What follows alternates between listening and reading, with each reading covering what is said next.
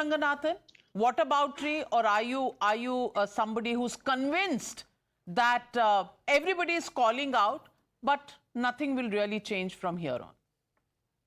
Good evening, Navika, and good evening to my fellow panelists. I'm the last one to speak on this matter, so I request the courtesy of a couple of minutes.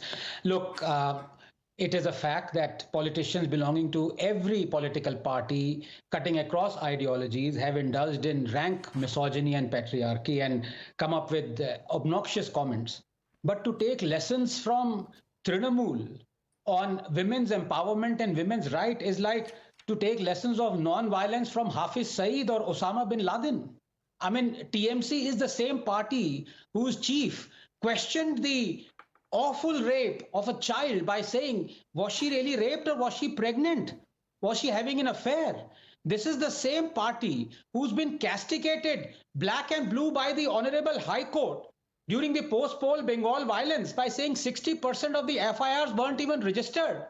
And as far as Sandesh Khali is concerned, to say that the police took action, well, the Kolkata High Court castigated and blasted the police and transferred the case, or the alleged gang rapist onto CBI, saying that the Bengal police is hand in glove with the alleged gang rapist. So to take lessons from on women's rights from them is a bit much. But let me now come to what Tehseen has said. Look, first of all, I wholeheartedly condemn the sickening misogynistic attack on Kangana Ranaut, the BJP candidate for the upcoming Lok Sabha election, for Congress leaders to dig out a random photograph of hers from a long acting career and then to insinuate that she's a prostitute is sickening beyond measure. But then again, I want to explain the next couple of minutes when it comes to misogyny of the Congress. My cup runneth over, Navika. There's Digvijaya Singh, who addressed his own compatriot, Miss Natarajan, as 100% tunch maal.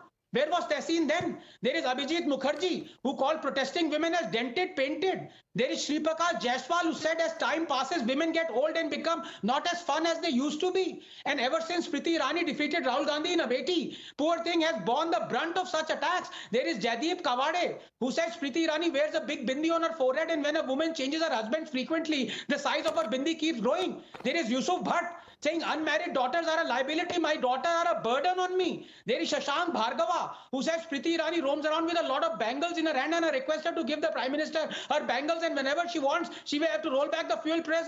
There is Ajay Rai, who says Priti Irani comes from Amethi only to show latke jhatke. And finally, there is Sanjay Nirupam, who says Priti Irani thumke lagati hai. There is Rahul Gandhi, who said Modi was a coward in sending a woman to answer my questions. No surprises there, Navika, just 30 seconds. That Kangana is facing the brute force of the Congress and refusing to buckle. More power to her. It is a sight to behold. These vengeful Congress politicians who like the smell of fascism in the morning may let loose their terriers and dynasty doormats on those who stand in their way. But this is a war they cannot win. Because while the meek may crumble, the strong will stand up to them.